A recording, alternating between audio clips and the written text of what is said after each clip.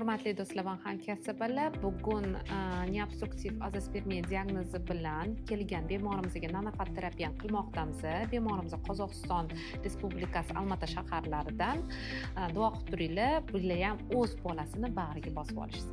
Ko'pchilik savol beryapti, neobstruktiv azospermiya nima degani, o'zi nima u deb savol beryapsizlar.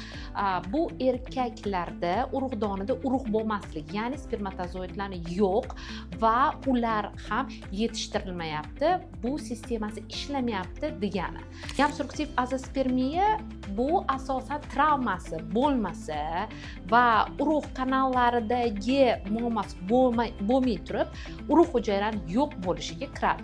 Lekin obstruktiv azospermiya ham bor, u travmaga bog'liq, qandaydir bir infeksiyaga bog'liq etagi urug' kanalida bekilib qoladi. Shuni aytmoqchimanki, neobstruktiv azospermiyani davosi bor. Bemalol bizga murojaat qiling, albatta sizlarga yordam beramiz.